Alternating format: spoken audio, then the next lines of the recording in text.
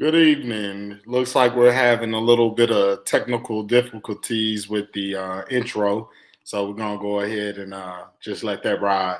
But we were supposed to have the conversation tonight about child support and what I felt like, the responsible understanding of child support and what the true meaning was of it. But unfortunately, the guest that we were going to have on hand will not be able to join us due to technical difficulties on his end. So, number one, I want to reach out and wish him the best. Hope that it all works out. Hope it's figured out, and hope it's nothing major. But I'm proud and happy to bring back my brother, my boy from another, the one and only Mr. CJ Boyd himself will be joining us. So let's get ready to have this good conversation. My man had a great topic, and in honor of Black History Month, I'm wearing my Stay Black and Flourish, given to me by none other than one of a good friend of mine as well. So, with any further ado, let's go ahead and bring my boy CJ in. CJ, you in the building, baby? Yes, sir. Hey, it's been too long, man. It's been too long. Hey, and I got my shirt. You know what I'm saying? I got my what they say right here, uh, Man of the Year shirt by Positive Reinforcement. I like Uh, you that know, hey, my sister-in-law husband made this. So y'all need to check that out. Y'all need to support the game. They're really about it. So for sure. I've been gone for too long. I've been a father of myself, and There we go. actually while I'm recording this, I got my little baby boy right here. He's sleeping. Um, but that's I don't want to show my son off like that, but it's all cool. So if he start acting up, he going up there with his mama. So Hey, just I go can ahead and dig it. I can dig it.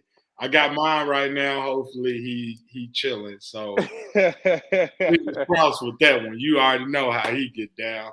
Hey, it's all cool. I got my little drink. Right on. Uh, hey, I got my little drink, and my son got his. He got that milk ready for him. I am a responsible father, man of the year.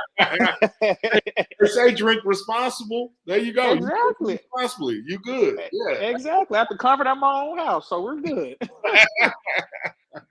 That's what I'm talking about. Yes, So, see, sir. I mean, of course, it's a very, I know for me and you both being pro-Black, this is a very important month for us as far as Black History Month. And I would like to just really start off simple and give, like, basically, like, tell me what Black History Month means to you. What does it represent? And what do you look forward to getting out of the month of February? So, Black History Month to me has always been, it's been a little weird, but I've always celebrated. And this is coming from a pro Black family. I used to always get told Black History Month is every month. And my mom used to joke, and my mom used to take off on Martin Luther King Day. And remember, Martin Luther King Day was just recently became a Yeah, federal holiday, like what, maybe 2, 3 years ago. yeah, Before that, in the early 2000s, well, yeah, in the early 2000s, back when I was a damn toddler, and you was like a teenager growing up and stuff. People used to have to go to school, go to work, but literally, it wasn't until recently till they said, it's federal holiday, so you don't got to show up to the school system, government systems. You ain't got to show up. right. But Black History Month, I used to feel like it was a little fake. You know what I'm saying? Because we get all this love for 1 month, out all the love 11, and then it's back to, oh, okay, y'all niggas ain't shit no more. It's March and it's Mardi Gras time. You feel me? Right, The right, next right. one is Cinco de Mayo. Hell, you know what I'm saying? But yeah, that's kind of what Black History Month meant to me. So what did it mean for you? I mean, for me personally, it's a opportunity to reflect as well as spread awareness. And when I say spread awareness, it's just like what you said with the topic of talking about the ones that are not recognized, talking about the people that impacted America and impacted Black Americans that don't get enough exposures. Of course, you know, growing up in school, you're going to hear about Martin Luther King. You're going to hear about a tad bit about Malcolm X. But a tad bit, which we'll get into exactly. later, but a tad bit. A slight bit. But, you know, like, you don't hear about the Marcus Garveys. You don't really hear about, you know, the Black Panther organization. You don't hear about these people that influence America in ways that we can only imagine. And it's sad, but at the same time, what do you expect from a country that wasn't built with you in mind, that wasn't built for you to be able to be where you're at today? You know, like, I was just on Instagram and I was watching a video of a 16-year-old boy in Alabama talking to a deputy about going to the courthouse to pray. And the deputy just going off on him like, no, you can go to your church. Go to your church and do that. Or no, don't pray for me because I don't think your prayers go above your head. And mind you, this was a 16-year-old kid he was talking to. But it was just the mindset. And the fact of that video was, what was it? I think, don't quote me if I'm wrong here. I think it was the year 1965 or 67 one.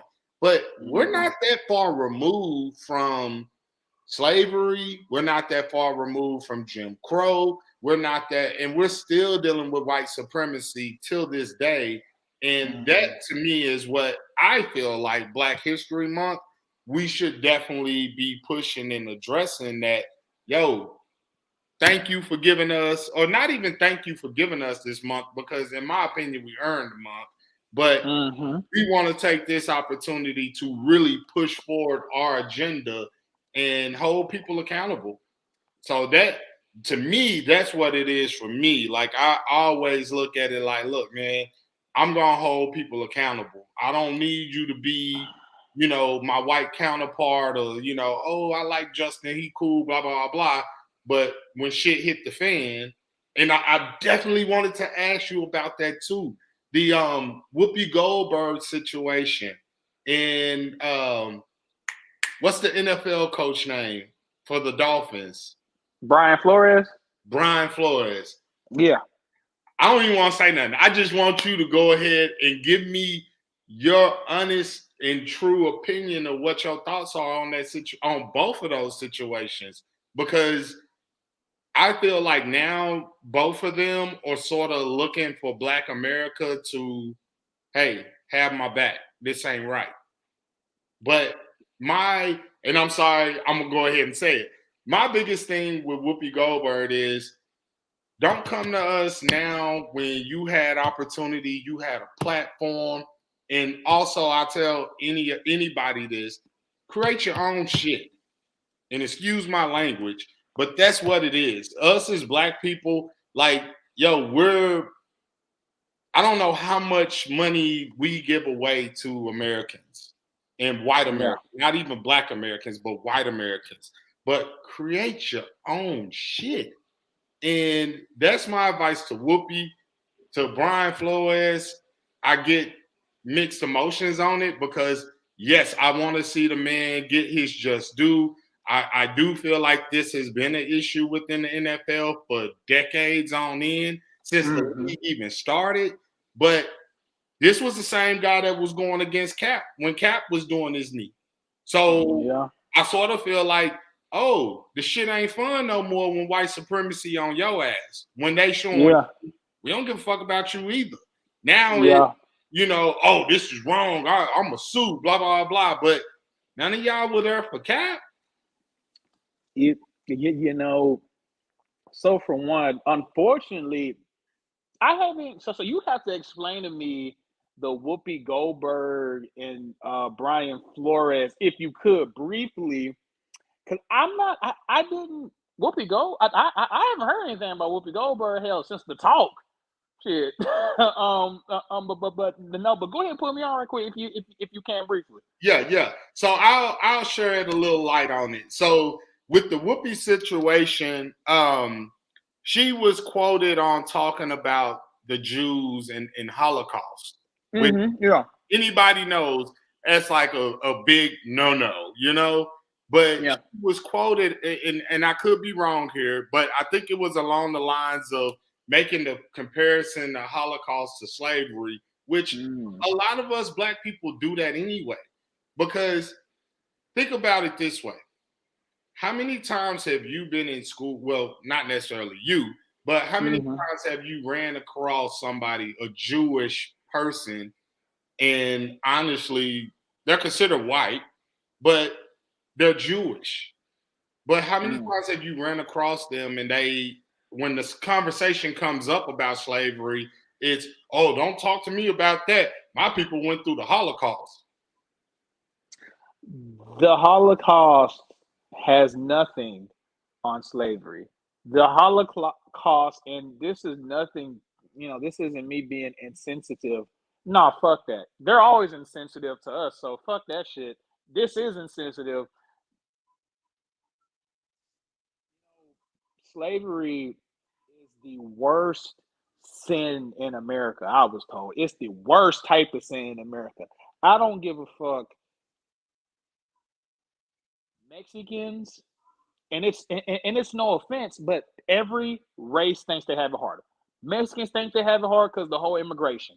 I understand that.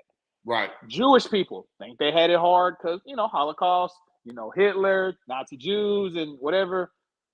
That's Native Americans. They got pushed out their own land. Mm-hmm. Come to Black people in slavery. It's almost like, oh come on, we're still talking about slavery. Yeah. Slavery is the worst thing, is the worst sin.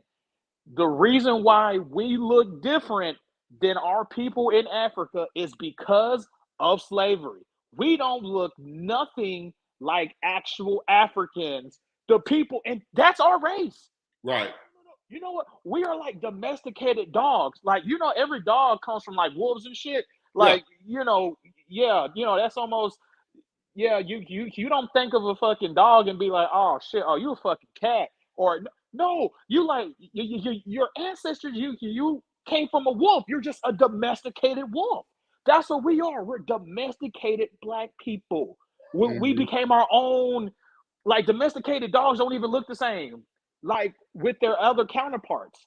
So, when people talk about, oh, we can't, oh, it's just too touchy, it's a touchy subject.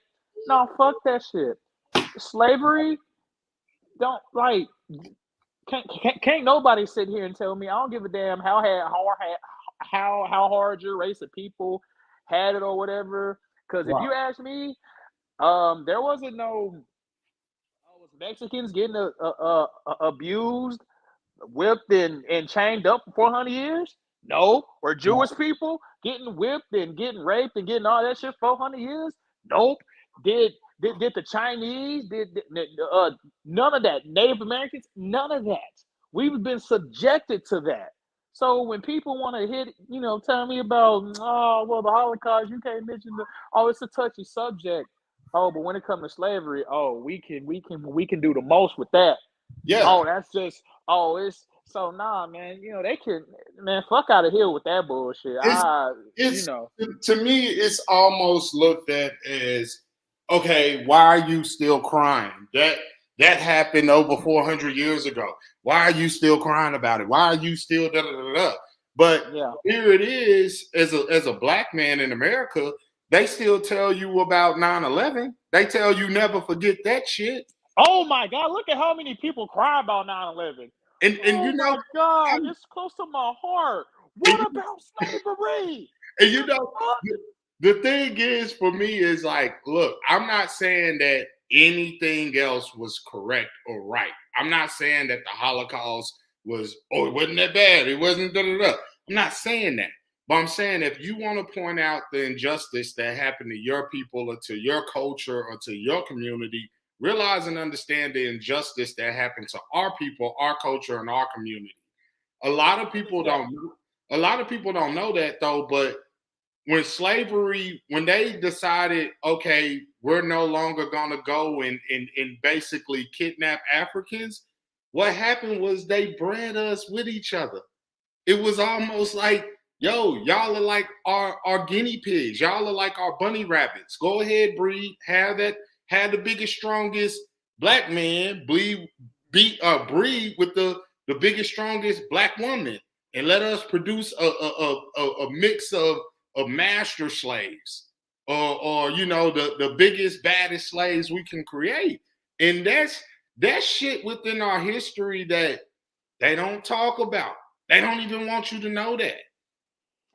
It bothers me because our kids, man, they're in school, and it's like our history is so rich, and our history is before slavery. Our kids are being taught in these schools that basically it was slavery, Martin Luther King, and you niggas are here now. Like, nah, man, that shit ain't, you know what I'm saying? Like, they don't want to tell you about Nat Turner. They don't want to tell you about Huey P. Newton. They don't want to tell you about these great leaders that were killed because they felt like, look, America, we got to do better. America, we're going to challenge you. We're going to push you in order to give our people what we deserve. You know what, Justin? We can go on and on about slavery and how fucked up it is, but that's actually a good branch off into our main topic. You was talking about all those leaders. And here's what I really want to ask people. Like, and this is some true shit. Would y'all do people like Martin Luther King, Huey P. Newton? I think his name, I can't know his first name. It started with an ED, but Cleaver for the Black Panther movement. I forgot his first name. I want to say like Edgar. I think his name was Edgar.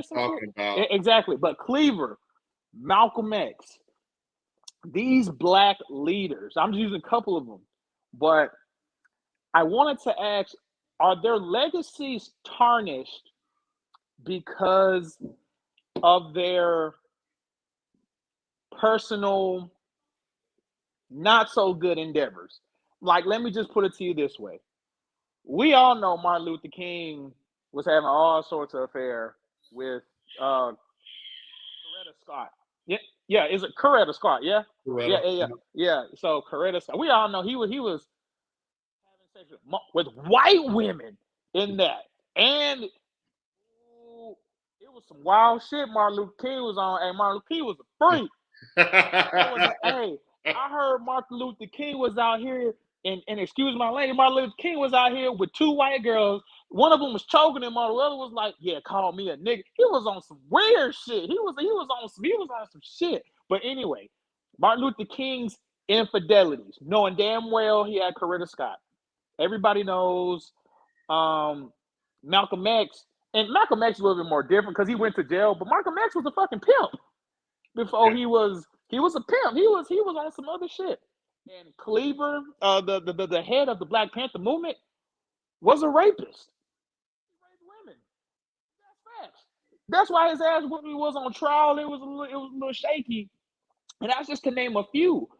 And I'm not saying that, and I'm not trying to exploit the dark side to say everything was invalid. But I want to know, Justin, does that make their legacy tarnished because they had these skeletons in the closet? And and I'll let you take it from there, and then I'll say what I have to say. But go ahead, Justin. Yeah, absolutely not. I mean, I think especially in our society today, we understand that nobody's perfect. We should be to that realization and understanding of that. And also, I want to say this, that as messed up as it may sound, and I don't need people to judge me on this or anything like that, but I'm going to say it anyway. But when it comes to Martin Luther King, we don't know if he was telling Coretta this stuff. We don't know if Coretta knew about it and accepted it because, you know what, that's my man. He Martin Luther King shit. He out here, like that's just him. So especially, like, I look at things like prime example, you can see the change in Malcolm X. Before he went to prison, it was very documented or talked about that he was dating a white woman, very seriously or whatever. Then he goes to prison, he finds Islam, and he becomes, honestly, prejudiced. Didn't want to deal with white people at all. They were the white devils. Then he goes to Mecca and he evolves again and he becomes what America became afraid of because he became more of an open mind, open conscience of, okay, I'm cool to work with Martin Luther King. Because you got to think about this. At first, he was totally against everything Martin Luther King was talking about, especially, like by any means necessary and just telling black people to, you know what, enough with the marching and preaching, stand up. They come at you, shoot their ass. They come at you, fight their ass. That's what he was on. But then when he got back from Mecca, it became, I had an epiphany. I had an opening. All white people ain't bad. But it's just like he said on that interview that he did, all of them are not bad. But if you had a yard full of rattlesnakes and they get inside your house, not all of them are going to bite you. But because of that reputation that they have being rattlesnakes, you're not going to open that damn door. So let them, basically, in my opinion, it was one of those things of let them prove themselves to you, let them show you differently, and then let's judge them off of that. But that's why, in my opinion, both of them were killed. I don't care about what Malcolm X was doing or what Martin Luther King was doing. Judging them off their works and their actions as far as how they moved when it came down to their people, how it came down to the United States of America, the message that they were pushing, and what they stood for as men. So as far as I'm concerned, do you tarnish their legacy because of that? No. White people don't tarnish JFK, and he was sleeping around on his wife with Marilyn Monroe. White people say nothing about that. She had a tunnel to the White House. But you see what I'm saying? They just elected a president that told you, grab him by the pussy. Like, yo, what? We ain't judge him for that? He was elected. We didn't do nothing in regards to that. And then not only that, but he had a porn star come out and tell you about her relationship with him. And not once did that man get up there and deny it. At least Bill Clinton had the audacity to try to deny it. Like, wow. Hey, and the reason why I was asking that question is because sometimes you look at somebody and they do some shit, and you're like, wait, hold on. He did what? Right. Wait, what you mean he was on that? I can't. I can't mess with dude if he on that. Not that. Right. You say he doing what with? Shit, hell no. But with these people, they all had skeletons in their closet. I mean, bro, Martin Luther King. Oh my God, them FBI tapes. Yeah. God damn, they got his ass. They said these group of people, and mind you, I haven't even seen Selma, but FBI had his ass. Now I know they brought up the cheating, which I'm glad they did. Which I need to watch it, but I'm glad they did it to show the human side of Martin Luther King. But but FBI was putting on his tapes like, oh, this y'all brother, and he, man, they said them little freedom riders, they was out here having orgies with white women, and it was some weird shit. And then of course, good Lord, Malcolm X, before he found Jesus Christ, Malcolm X was a straight up pimp, cold, slapping girls upside their goddamn head, and bitch, you better make this money and all that. But I was saying that because you have certain instances that'll make you look at somebody different. You like, hey, I know he was on that shit. But depending on who that person is, do you look past it because it's like, oh, that was Martin Luther King, so he was doing way more than what, okay, everybody isn't perfect, of course, ain't no man Right. perfect on this earth, you know what I'm saying? But does that tarnish the legacy? Now, me personally, it kind of do, because I'm learning a little bit more about Martin Luther King, and the more I was famed to glorify Martin Luther King, I became more of a Malcolm X fan because I'm one of the people. Now, don't get this twisted, and I'm bringing it back to present day when I say this. Of course, every black activist said, "Man, Obama ain't do shit for black people," which I somewhat agree with. I agree with. I But totally agree with. no. Yeah, real talk. But you know what? Martin Luther King, Malcolm X, Obama, all these civil rights black leaders, they gave us hope. They gave me hope. When Mark, and this is a quick example, I remember looking at this. Do you not know when Obama was in office, black people, the census, when they did the see who was in school and whatnot, black Hmm. people skied off the roof because they said, man, if Obama can do it, so can I do it. And when you give somebody hope, I don't give a damn what you do. Obama implanted his seed. He had me believing, shit, I can do this shit. I can do this shit. Right, right. Martin Luther King, everybody sees he had hella people in Washington, D.C. You talk about the most powerful man. Oh yeah. You like, wow.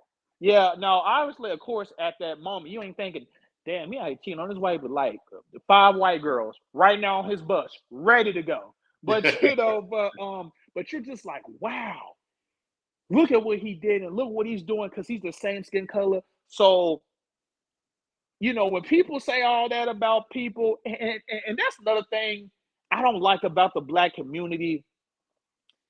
I feel like we're torn. Some people, we're getting the wrong black people. These niggas ain't doing shit for us. They're pawns.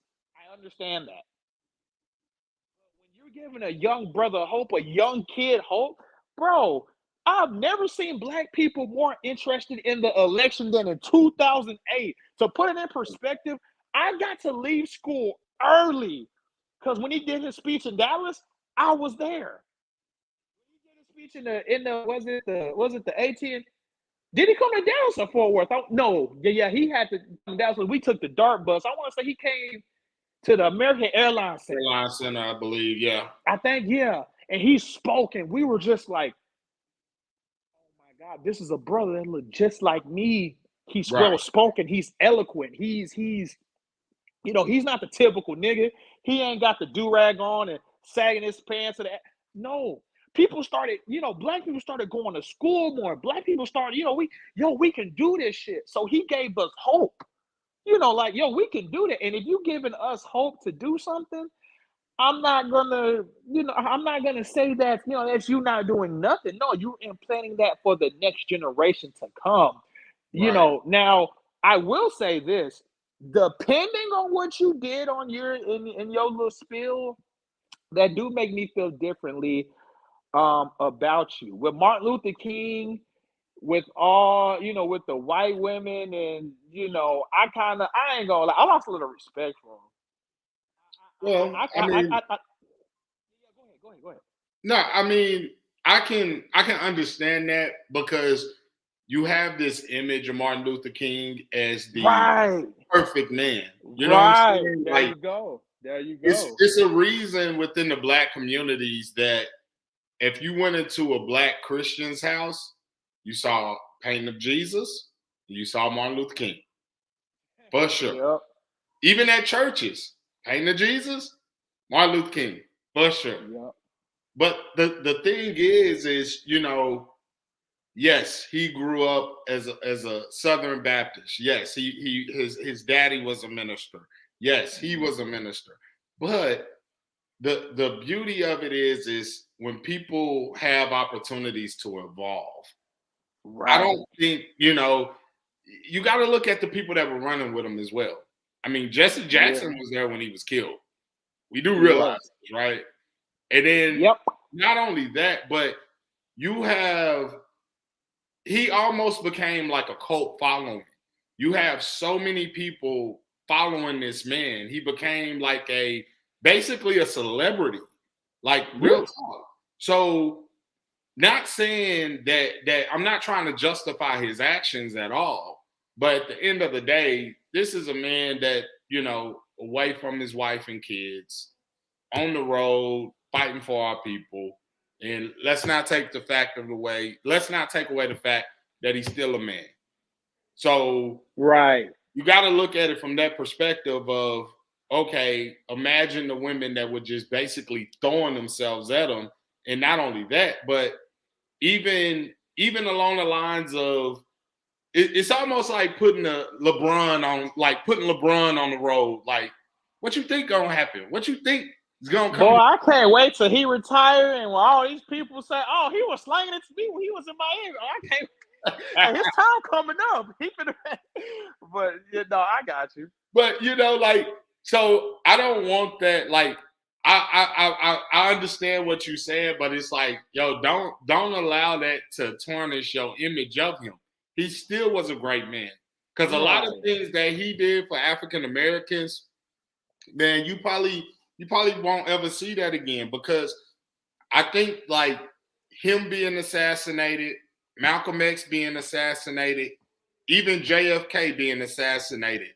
If you go back to what we were talking about before with the Kyle Rittenhouse thing, as far as, yes, he killed 3 white people, but that was a message to white America of, no matter how big or no matter what type of power you have, remind you, JFK was a president.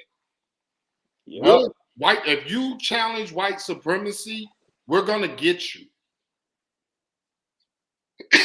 In my opinion, that's what that message was. So when you see Martin Luther King assassinated, and there's rumor that he didn't die from that gunshot wound. It's rumored that he died actually in the hospital and they suffocated him. That's government. Malcolm X, same thing. There's rumor that they gave those black guys of the nation, they gave those guys blanks. And it was CIA agents at the top of the ballroom shooting down at them. That's rumored.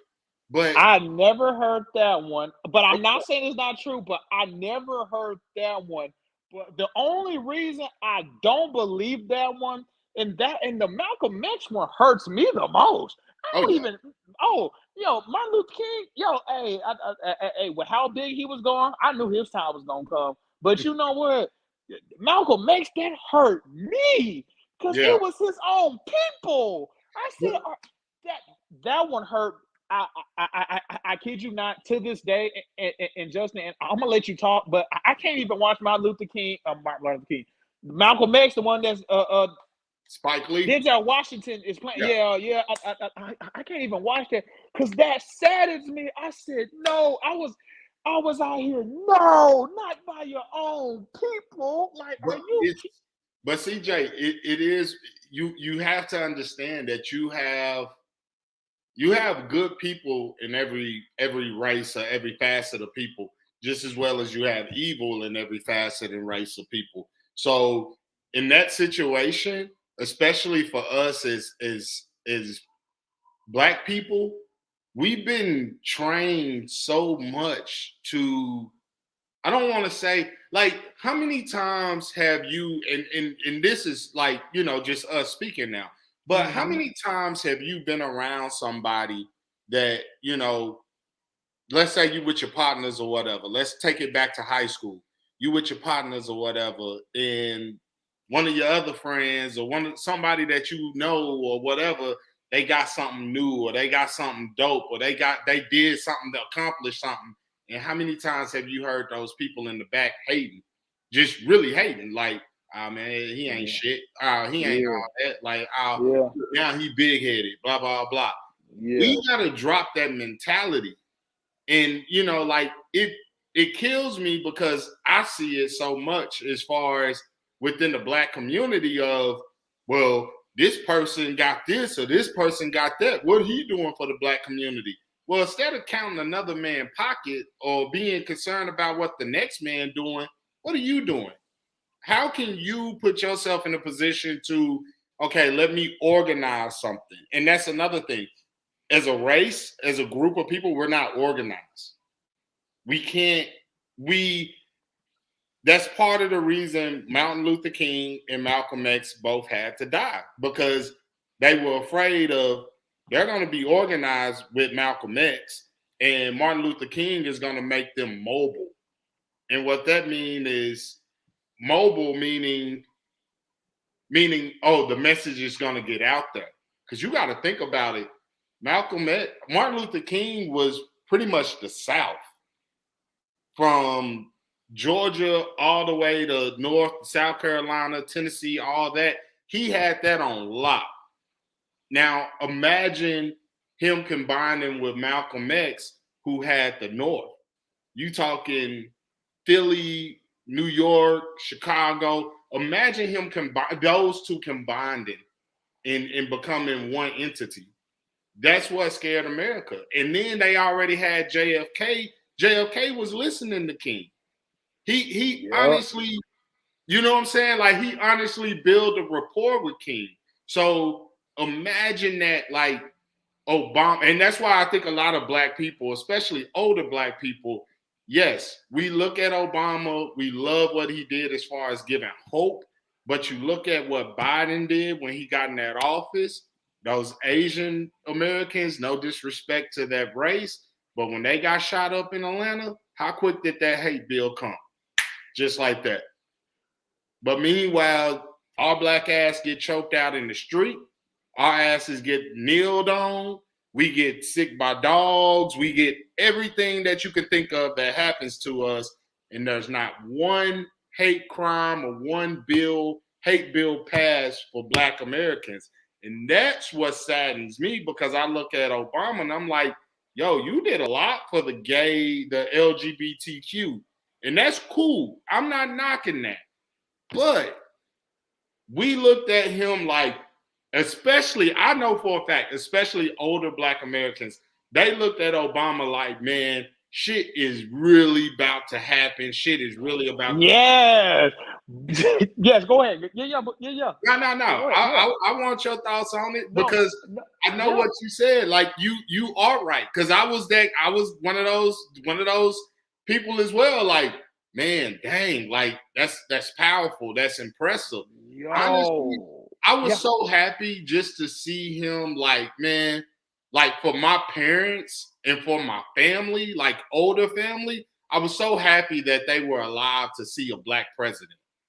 Yeah. And although white America don't like to accept the fact of Obama's mixed, but it was the closest thing that we ever had to a win, besides O.J. Simpson getting off with the Nicole Brown Smith. Just being no, real talk, exactly, for real. But no, when I tell you about, that's my son. No, you good. Now I was gonna say, yo, when Obama, you talking about niggas was celebrating like we won the Super Bowl. Because you know what? We felt protected. We said, yeah, we got it. Hold on. Wait a minute. We said we felt protected. Hold on. Where the light in my, there we go. Damn, I couldn't get some light up in here. There we go. Hell, y'all can see your brother. Shit, y'all have me think I'm dark skinned out here, man. No disrespect. Oh shit, here we go. Hey, no disrespect. Hey, no disrespect. But like when I tell you, when Martin Luther King came to office, when Obama came to office, we was like, bro, yes, that's me out there. Yo, we was out here. Yeah, y'all fucked up. Yeah. We got Obama. Hey, we got obese. Yeah, we was out here turned, because we felt protected. We said, you know what? We got somebody that looked like me. Mm-hmm. That got some of us on there. Oh my God, we were so happy. You know what? I even remember he ran against John McCain, the first one, and it was Mitt Romney, the second one. Yep. I don't know that for any other president. Like, I swear to God, I don't know who the fuck Bill Clinton was going up against. Fuck, I don't fucking know who. I don't know none of that shit. All I know is when we had, I'm trying to tell you, bro, when we had Obama, oh my fucking God, niggas lost their damn mind. We was out here blowing shots in the air like we Oh boom, yeah. boom, boom. You not know I took 2 days off school for that? Like my mom said, Wow. fuck it, I ain't had to, and mind you, and do you not know how I was still in elementary school. See, that lets you know how the age, because he was in 2008. I You were remember wow, you were in elementary? I was in the fifth grade. Wow. I was in the fifth grade, but you know what? No, I know just, but yo, I'm trying to let you, yo, as a fifth grader, I was out here happy because I'm like, yo, I see somebody look like my light skinned ass up there. Right, right. Yo, and then Obama was a smooth brother. Hey, Boy, that, yeah. Obama flow. Obama will steal your chick if you ain't looking. Obama. You feel me? Hey, Obama smooth motherfucker. But hey, you know what? It's always the smooth motherfucker. Hey, Martin Luther King was a smooth motherfucker too. Shit, you know. But that's neither here nor there. And I'm just waiting on the allegations for Obama with some white women. I'm waiting on that one. Oh, but anyway, I say all that to say with Obama, he gave us that sense of hope. Is like, yo, like, like we there. Yeah. Do you not know how many things happened on his watch? Trayvon Martin happened. Trayvon Martin happened in 2012. That was when he got reelected. You know, That's what Obama dropped the ball. He really dropped the ball. Now that you know that, like you could start to understand why a lot of black people felt like, yo, he didn't do nothing. But knowing politics or knowing, and I'm not saying I'm an expert because I'm not, but knowing a little bit that I do know, like, yeah, you as a president, yes, you're the most powerful man in the country.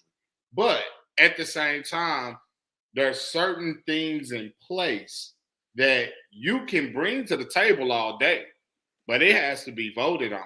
So I try to give Obama a little slack in regards to that. But as far as the Trayvon Martin situation, I ain't gonna lie. I was like, wow, we have our first black president in this type of situation happen, and yet we ain't gonna he ain't gonna, you know what I'm saying? Like in my mind, I felt like, yo, he should have put Zimmerman on CNN and been like, yo, we gonna go ahead and electrocute his ass now. We gonna go ahead and lethal injection now. Like this is an open shut case. Like the man had a scratch on the back of his head, son. Like, come on, man, really? Like, I was so disappointed in that act alone, and it's sad because every time you hear, like, anytime there's controversy going on and the president is asked about it, you know it's already like top media news. But when they all give you the same song and dance of the judicial system works, it works. We just have to put faith in it. It works. Like, no, we need somebody that's really gonna be like, yo, this shit is a joke. It fails. It fails, especially black people. It fails you more often than not because it's designed to fail you. So let's overhaul and let's change this whole shit up. Because honestly, it's not a fair system at all. I don't care how you want to look at it. It's just not designed for people like me and you to be on an equal playing field. You know, and that is so true. And this is when I say I never and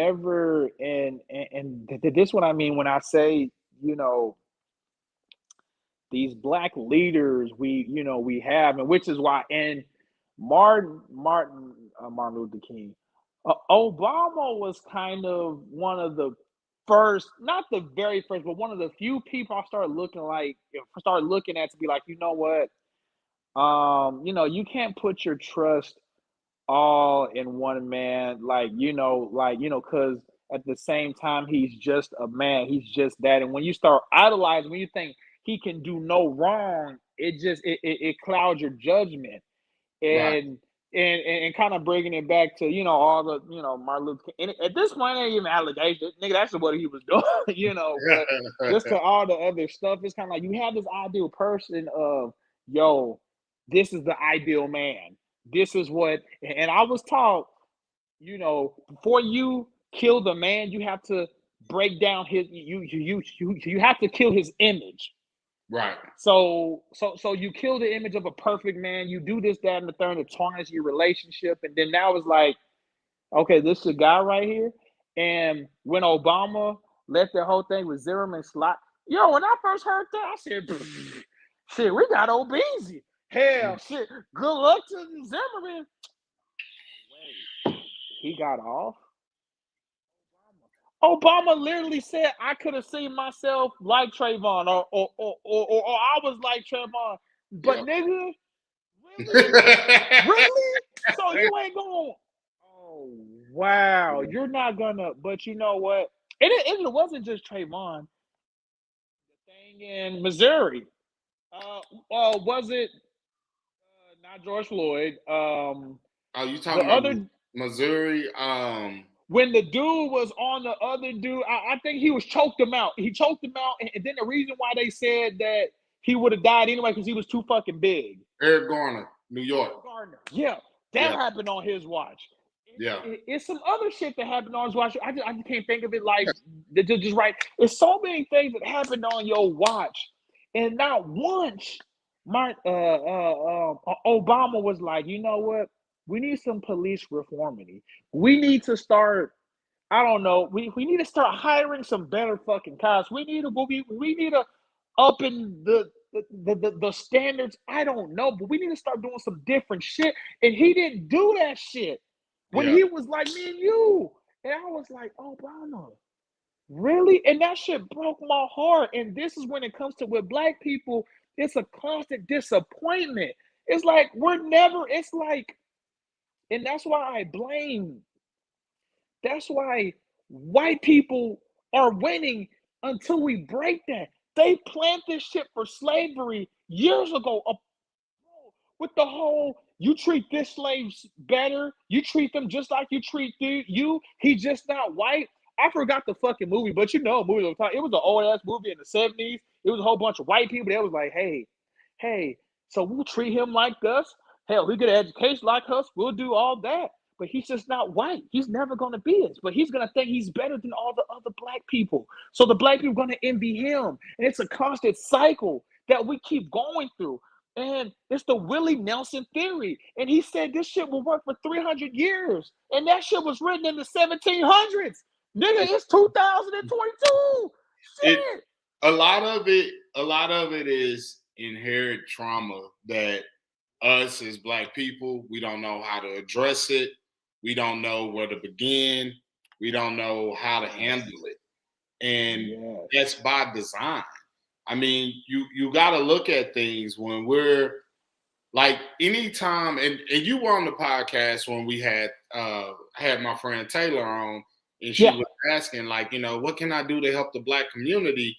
And I'm like, bring more awareness. Other than that, I don't need white people, anybody outside the black community trying to tell us how to help ourselves or fix ourselves.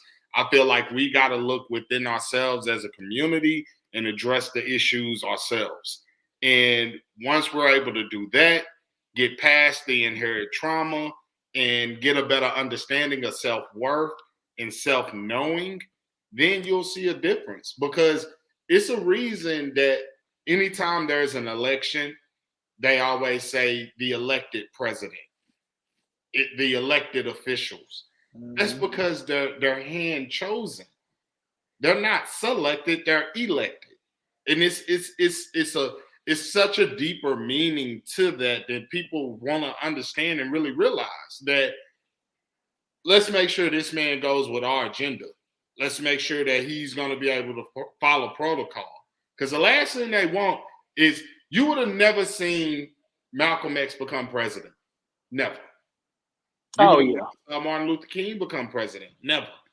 And Martin Luther King, prime example, since we were talking about him, he tried to run for like, I think it was like the representation of like Baptists, like I guess like a head pastor for the Baptist like church. He didn't win that. And he was the most famous one of them all by far, hands down. He didn't even win that. So that should tell you, man, that this thing that we live in, this society that we fight each and every day, which is white supremacy, it shows no signs of really letting up besides us bringing more awareness to it. But even with bringing awareness to it, it's like, okay, like if you watch, like I was talking about with the NFL, like them not wanting to hire black coaches. Guess who just got a black coach? Houston got a black coach. But guess what? That's a team they expecting ain't gonna do shit. Every year you hear about Mike Tomlin, the coach of the Pittsburgh Steelers. When they start having losing seasons, guess what? Get his ass up out of here. But that's what that's like, man, that's one of the main things that we, especially us as the younger generation, because I honestly feel like our elders, dog, like, man, they done. And it's funny because, you know, last year was the first year that Juneteenth was recognized as a national holiday, as a federal American holiday. That was the first time. That was the first time. And that was 2021. And I mean, you're talking about years and decades of people, black people celebrating that. And people like, yo, what? And it's funny because some of my coworkers, one's from California, she was like, yo, I didn't even know what that was. Like, I just thought it was like a you know, like something y'all did here in Texas. You know what I'm saying? It's like, yo, you really, like, it's okay though, because it's like, yo, you can't judge people off what they don't know. You know what I'm saying? So in that type of situation, even now, like, I'm working with the city of Garland to do a Juneteenth event. And the city of Garland is starting to, you know, recognize it. But I work with some of the people with the NAACP of Garland. And man, CJ, when I tell you, dog, they're old. I'm not trying to talk down on them, but they're like old, out of touch. And it's like, dude, this is why this organization is so well known and so respected. But y'all need to bring some young, fresh blood in, because I guarantee you out in DeSoto, look at the Duncanville, right? DeSoto, but look, literally 1 minute away from Duncanville, dog. We crossed the little intersection. We in Duncanville, but go ahead. But check the NAACP out there. See what they're doing for the community. See what they do for those kids at DeSoto or Duncanville High, or see what they doing for those underprivileged kids out there that parents, you know, they got to work, and those kids are pretty much, you know what I'm saying, like raising themselves now. Like, that's what frustrates me about organizations like that, is because it's like, look, I get it. It meant something back in the 60s or 70s, but we in a new age now. And if you can't get some fresh young blood with some fresh ideals in there, then what are we doing? Like, I was supposed to go to the NAACP ball here in Garland, and they canceled it due to COVID, which I'm like, I understand, but I also get the fact of they're older. They don't want to take that risk. Right. And, with this, you're right, that we need to have some new ideologies, like just some new things, just because, I mean, just truthfully, man, we're I just feel so bad for our people and African Americans, and people always say, "Oh, we're this, for that, and the third." African Americans, we're truly got the worst end of everything. Our ancestors couldn't have our ancestors unfortunately couldn't escape slavery. We're looked upon bad by our own genetic, by Africans. We're looked bad by Africans because of what white people tell them. With Mm, white people, I don't even need to explain more with that, you know, and we're constantly, when it comes to other race of group of people, we're always, oh, y'all just complain too damn much. And I'm talking about you got these fucking Asian people think they're just like white people. You got these Mexicans out here to think they're just like white people, Italians, whatever these white people, they're just different nationalities of white. You see right. what I'm saying? So it's that. And then with our group of people, we're so got self trauma, self inflicted. And it's unfortunate. And it's so unfortunate. And that almost like that's the stuff that really hurts me, like real shit. Like that's the shit that real hurts me. I'd be like, man, we're just so discombobulated. Like we don't even know what's going on with ourselves, and we're not. And I feel like we're just never gonna know until I don't know what has to happen. But now I am liking, we're starting to take a lot more pride in our skin. And unfortunately, but fortunately, Hollywood's made it a thing to be cool to be black now and shit. You know what I'm saying? Fucking, you know, hell, I remember dark skinned niggas wasn't cool like 10 years ago. I swear to God, I keep that true. And it ain't no offense to my dark skinned Right, audience, but right, you had hoes. I mean, I'm lighter than you. I right, mean, it's yeah, that third. But you know what? Now that, hey, ever since fucking Black Panther came out and all these, and goddamn Morris Chestnuts and goddamn Idris Elba and all these British, these fake ass British niggas that want to be fucking American niggas, they dark skinned with perfect teeth. Ooh, I like what they, you know what I'm saying? So, so we're kind of on the late end. We're getting there slowly but surely, but we're never gonna be all the way there unless I say we need to have better communication. We need to understand each other, and we need to realize that there is enough for everybody. Do you not know white people within themselves, like they're all like that they low key be fucking millionaires? They just do different shit and they don't, oh shit, I need to get you this, that, and third. No, it's they're having more business type conversation. We be having these nigga conversations. Damn, bro, do you not know? I don't have conversation with niggas for like 3 hours just about the girl they seen on Instagram and her friend. Oh my god. Do you not know, bro? Do you not know white people are talking about crypto and NFTs and all that shit, and they making money off that shit? And that's what's crazy about me. My boss, which is white, his son, like they're already on top of the crypto game. And I don't know shit about crypto, but they're already on top of the game. That's how they stay on top of the game. but you Cause know what it is though with them is like for us, we're looking to how do I put this? Like us as a race, you're already behind the eight ball. They know that. So they yep, know you already behind in the game, right? yep. So it's not necessarily that their conversations are that much different. It's more so along the lines of they're willing to help each other. So when you look at things such as generational wealth and you look at some of these, like real talk, look at your former president, Donald Trump. Mm-hmm. Do you think his son that he has with his wife Ivanka Trump? I think the boy. I don't know. I'm not trying to be funny here, but I think something mentally isn't right with him, right? But Yeah, he a weird. He a weird nigga. do you think he gonna have to ever work a day in his life? What? You see what I'm saying? Or you look at his son, Donald Trump Jr. Do you think that he ever gonna have to work in his life?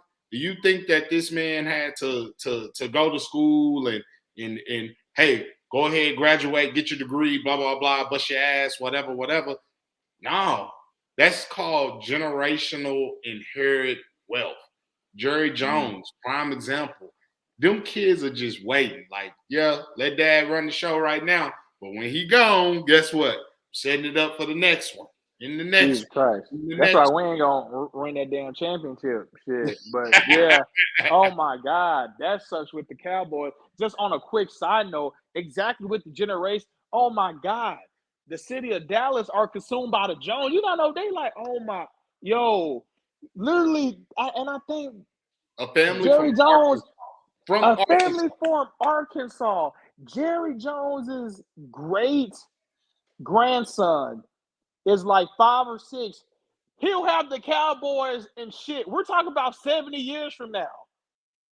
That's Justin, what oh you my call God. that's what you call generational wealth. And you look at us as a people, the ones that are selected to be a part of that club. Mm-hmm. And that's the thing. You look at a guy like Jerry Jones, or hell, even when we were Mark Zuck, what was it? Mark Zuckerberg. Zuckerberg. You look at guys like what was the other guy that just flew up, had built like this little rocket to take people up to space and stuff. Elon Musk. I mean, look at how filthy he is, right? Now imagine him like take your typical us as black people. This is where our minds, we got to elevate ourselves. But Elon Musk, you wouldn't know him if you saw him on the street. Wouldn't know him. But we'll highlight guys like LeBron, Jordan, and Elon Musk will kill himself if he had LeBron or Jordan money. He'll be like, I'm broke. Like I'm broke. Legit. For Like, real. yo, he'll be legit be looking at himself like, what went wrong in my life? What did I do wrong? Like, why am I so poor? Like, they don't understand, like, the language that is spoken within those type of meetings or within those type of circles, man, that shit. And I'm telling you from a corporate America standpoint, because I work with a lot of these guys, man, and that conversation of being able to pay their assistant $150,000 a year, assistants. Oh, go ahead, take whatever car you want to take. Assistants. And when I say assistant, it's basically, hey, make sure my bank accounts are okay. Hey, make sure that my dry cleaning is fine. Hey, make sure I'm attending these meetings. Like, basically just personal assistance. Making, some of them are even over 150 grand a year. Is that Bank of America you work at? Now I work at Comerica Bank, but I do wealth management. Like, if I could tell We you, just talk offline, dog. Hey, we talk I'll offline. holler at you for sure. Because if I could tell you some of the stuff that I see, and I do private mortgages, if I could tell you some of those numbers that I see, you'll be like, "What? Are you for real?" Like, when I first started, I was looking at statements like, "Oh, no, this is a misprint. Send that back." No, that's it. And I'm like, whoa, what? Like, I had to get my mind conditioned. Like, wow, it's actually people making that type of bread, like, for real, for real. And it ain't even stuff that. I'll give you an example. When you think of a pickle, what's the brand that you think of? Like Vlasic pickles, right? Like kosher, right? Well, that's the type of pickle. But like people that actually like produce the pickles. Like the shit with the little snork on it, the little stork. Right. That it's another brand called Vlasic Brand, right? Okay. So this family is so, like, just off pickles. They set. That's all I'm gonna tell you. They set the family off of pickles. Not, oh, I created this or I did that, whatever. It's some pickles, dog. Damn. I'm telling you, it really think about the family that owns the zipper. The zipper that you use on your jacket, the zipper that you use on your pants, the zipper that you use on, like, anything, the zipper that you use for your son. Think about that family and the amount of income that they get just on the fact of that. I know. It's scary amount of money, and and that's what I was saying. Like just with us as a whole, and Black people, we just need to. Right. I mean, like I said, it's unfortunate, but that's kind of why I keep feeling, like that's why, like we're behind, on a lot of things, because what we're getting put on now, they've been on since the 80s or 90s. Right. No, before that. They've been No, no, they've yeah, been before put that. on.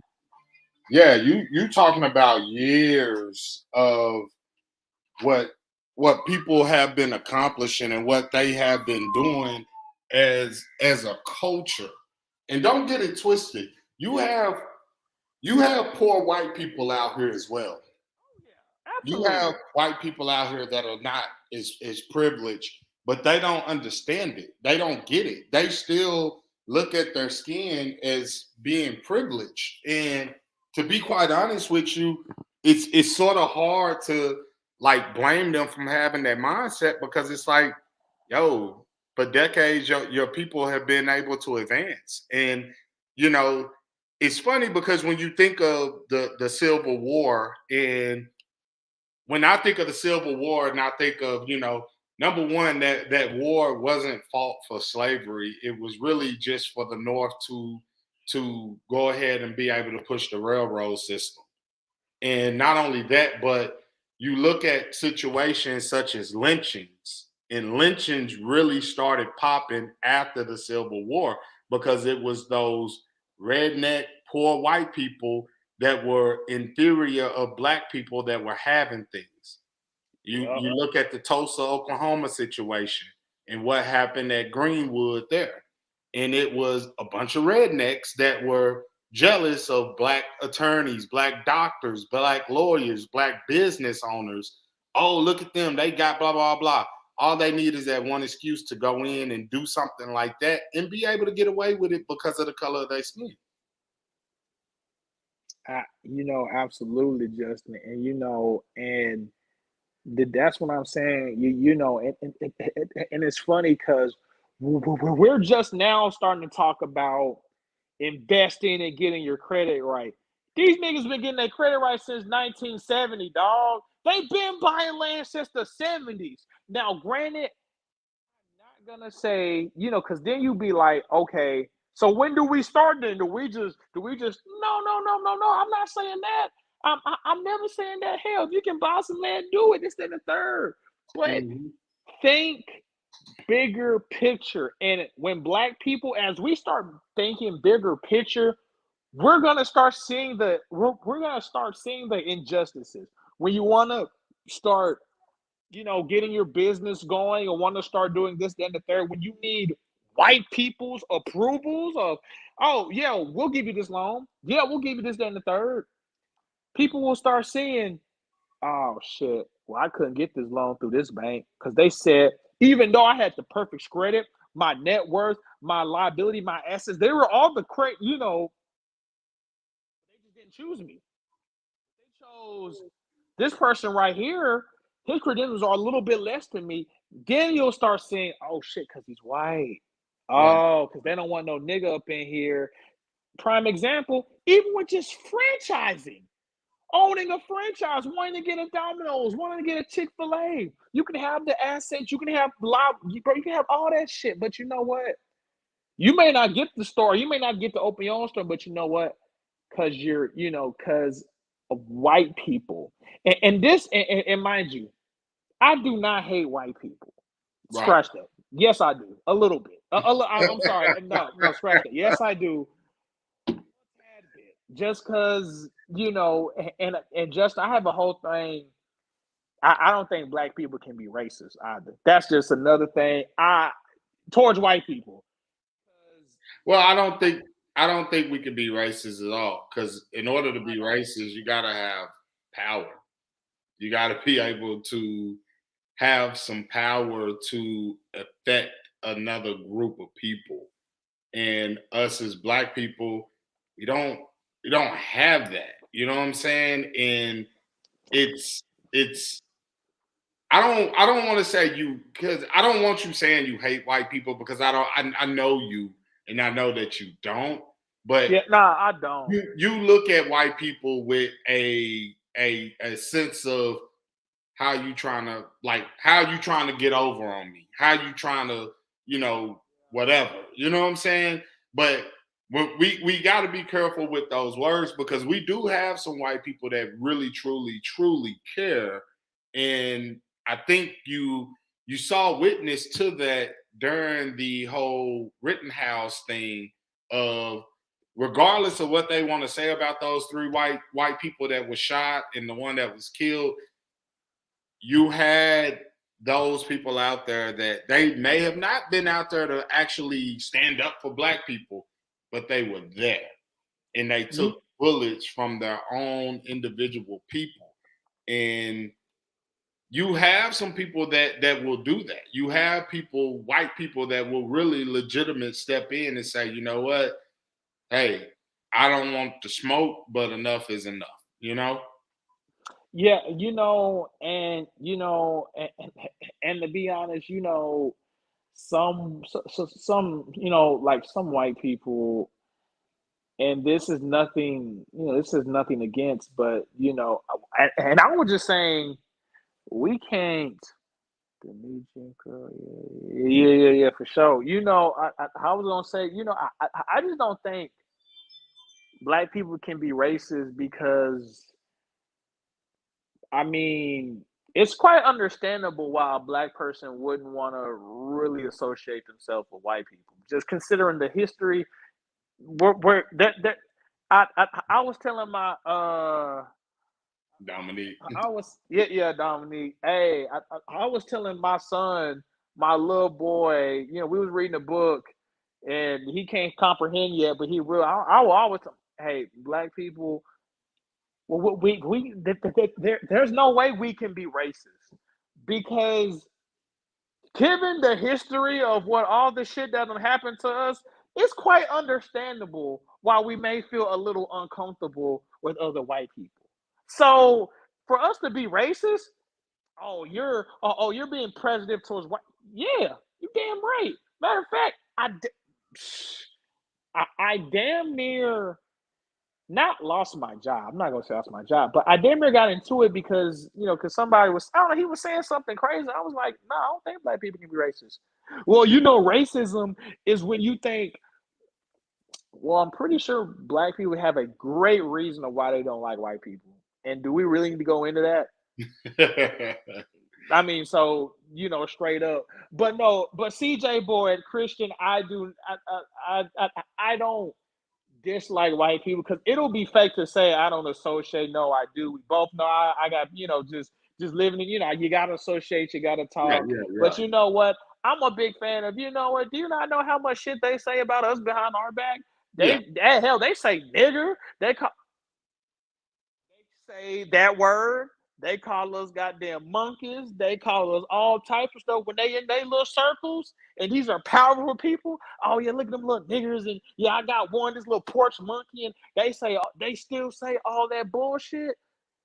But nobody be like, oh, Jared, you're using that. Stop. No, they be laughing. That little fucking porch monkey. No, he was doing all this hip hop dance and all that shit. So, so when I want to say what I want to say, ain't no problem with that. But you know what? And this is the irony thing, and I'll try to wrap it up. But this is just the irony thing about just growing up in America.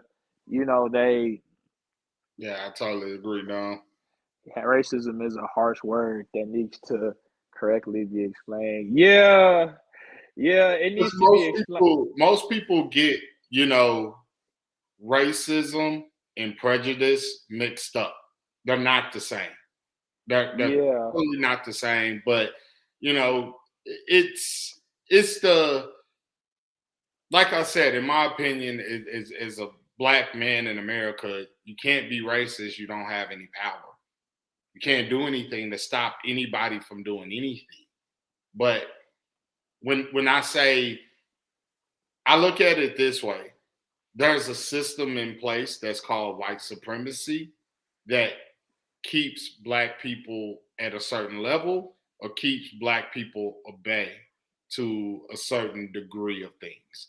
And the prime example of that is when you're seeing, you're seeing the things that are going on in the NFL. The fact that there's now two black coaches, head coaches, and the NFL is 70% African Americans that play the game. Like you have to know and understand, like, okay, what's at stake here? You have to know and understand that you don't have ownership or you don't have those positions of power because it is what it is. But Mm-hmm. do it in my opinion, does that make all white people bad? No. But there is a good old boy system that has to be addressed, that has to be rectified, that has to be changed. And I think our generation is the generation that can step up and say, hey, we're not our ancestors. We're not going to take this shit just laying down. You ain't finna just talk to me any kind of way. And I know you, CJ, and I know good and well that's probably why you were like, I ain't gonna say I almost lost my job, but I was ready to snap on the motherfucker. I already know. Hey, Justin, with me wanting to do more corporate stuff within my job, you start getting with with other white people, and mind you, I'm only saying white people because that's all I'm saying. I'm I not love that. saying The monkeys were the one climbing the wall on the Capitol of January the 6th. absolutely. Absolutely. Hey, real talk. But I mean, hey, but what I was saying was, I'm not gonna sit here and say, because white people is all I see on the corporate side. That's why I'm using white people just proficiently, just all throughout this thing. Right. But they come, they meaning white people, they come in. I mean, and it's not being racist, it's not being, prejudiced, but they're different than black people. They're on that country boy shit. They this, that, and the third, and they want to come with they whack ass jokes. And you know what? And I'll even keep it, a little fair. They probably said the same thing. We come because I come in booming my Roddy Rich and Two Chainz. Yeah, oh, he's playing. Oh, we got all that bass. He's playing all that, this, that, and third. Well, hell, all they play in the little waiting room areas, all this goddamn, all this country music. But you know what? And I'm saying what I'm saying because behind closed doors, Justin, they saying, oh man, they playing all that jigaboo music, playing all that hibbity hobbity, all that, this, that, and the third. But that's what I'm saying. We as black people, we have to be better and we have to educate ourselves so we can be above the curve. It just Right. takes a lot of time. But a lot of people, they're cool and unfortunately, we got a lot of these coons that's holding us back. But shit, I'll say that for another episode. Yeah. We got so many coons that's out here. Oh, come on, guys. I mean, they're not that bad. Am I white? Yeah. Am I white? No. Am I right? Hey, these are the same people that don't have black women, that have all these different other races, that feel better. And I'm not saying if you don't date a black woman, because Dominic watching, I'm not saying that about you, brother. Lane cool, but uh, but your wife doesn't have you thinking you better than black people, right, Dominic? Exactly. I know that. But you have some black people that think, oh, because I got a white wife. Ooh, she's my white wife, y'all. So I'm cool, right? So I'm cool with y'all, right? Yeah, you the little good old boy. Yeah, but you know what? But because you think you're better than the rest, that's why we deemed you a coon. You see Well, what yeah. I'm saying? Yeah. So it's a lot of that. No, I mean I agree. I mean you got coons on every side of it. You got coons that are, you know, in my opinion, that are married to black women.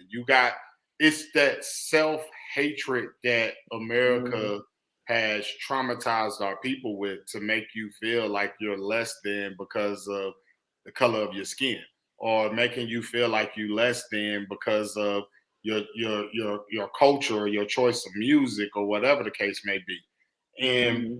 to piggyback off what you're saying as far as music was concerned, this is a funny story, but Go ahead. I was working. This was when I first started in the banking industry, and I was working retail, and I had a white manager, which was cool as hell. But every time, like every time she would want to hear not 97.9 or 104. What's the other one that just does straight R&B? 94.5. I already know what you Okay. want, brother. So she loved that.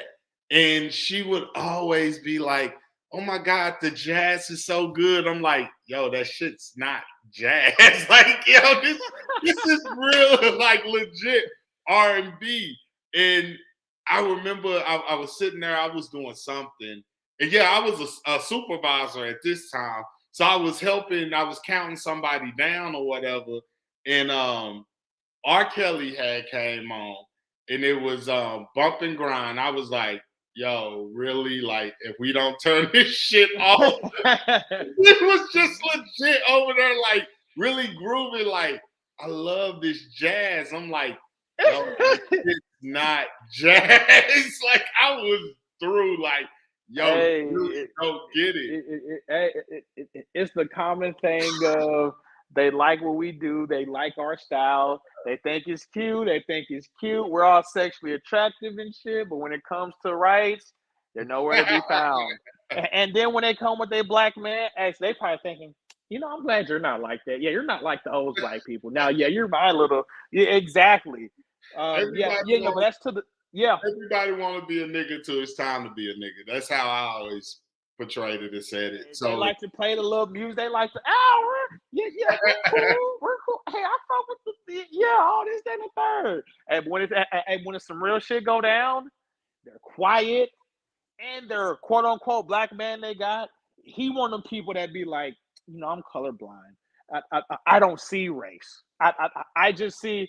I'll just be like, get this bitch ass nigga up out of my face, boy. yeah, if you live in America, man, come on, man. You don't have a choice but to see it. I mean, I know that we want to try to like look past it. I know we want to try to, we progress. We're not, this isn't the 50s or 60s, but you gotta know and understand that the problem is just masked. It's just hidden differently. It's like if you get a cut on your arm and you put a band-aid on it. That don't mean that cut gone. The cut's still there. You're just temporarily trying to heal that wound. So what you're seeing now and what I feel like me and people like you and our generation, what we need to do, we need to be those ones that rip that band-aid off and show, yo, America, you cut me and it's still here. Now, how do we address this? How do we fix this cut? How do we get past it? Whether we gotta stitch this thing together, whether we gotta, whatever, let's do that in order to make this what this country is truly built for and how this country is truly supposed to be. But and I always say this, until we as young Black Americans, until we address each other and address ourselves, like, I love what you said. It was one podcast you did, and you were saying that every time you see a Black man, you make sure you speak because you want them to know and understand that, yeah, I see you, I recognize you, and I'm here for you. You know what I'm saying? Like, yep. I love that. Imagine if instead of us being this tough persona, imagine us being able to be like, yo, what's up, man? How you doing? Like, how's your day, King? You good? Like, imagine us all being able to do that. Imagine what that would do to the mindset of the young brothers that are, in the hoods, or the brothers that may not have the things that you have. Imagine you just taking them up under your arm saying, yo, let me holler at you real quick. Let me let you know that somebody out here really cares about you and cares about your future, versus being just so consumed with negativity. And it kills me because you point this out all the time. We gangster when it comes to ourselves, but when we done wrong or we mistreated, we want to be the first ones. Hey, no, hands up, don't shoot, or fighting for justice instead of saying, yo, hell no, I'm that gangster to my brother. I'm gonna be that gangster to you as well. That's just what it's gonna be. That's the most saddest thing, and I'll end it off on this though. That's the most saddest thing. To be honest, I lost respect for these quote unquote real ass niggas because you gonna pipe up to another nigga with this old tough ass nigga attitude. But when it come to our oppressors, when it come to people that stomping on our necks and people that shooting us, y'all can find these people, nigga. I know where you live at. Right. But you know what? But when it comes to all these other people like Zimmerman, like all these cops that quietly retire, why ain't you slid on them yet? Don't slide on me, nigga. Don't slide on me. Slide on our oppressors. Slide on them niggas. Slide on them. Don't slide on me, my brother. Nah. You know why that is, CJ? It's because we know and we understand that we don't have that luxury and we don't have that power. We don't have that system behind us backing us. Like you said, when Obama got in office, all of us felt like, yes, our turn. We got a real one in. Yup. You slowly but surely saw like, Yup. oh, then when he did everything for the LGBTQT or whatever, you were like, Yup. do what you got to do. But we coming up next. I already know it.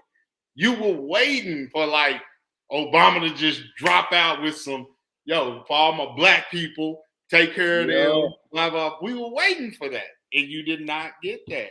And that's the thing.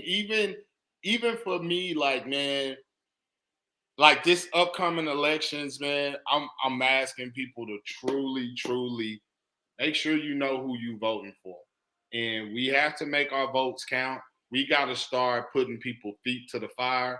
If you say you going to do something, if you say you going to, you know what I'm saying? If you're saying that, oh, I'm going to do this for the black community, or my agenda is to make sure that we get, equal rights for the black community, or make sure that the black communities, yada, yada, yada, you better stand on that shit.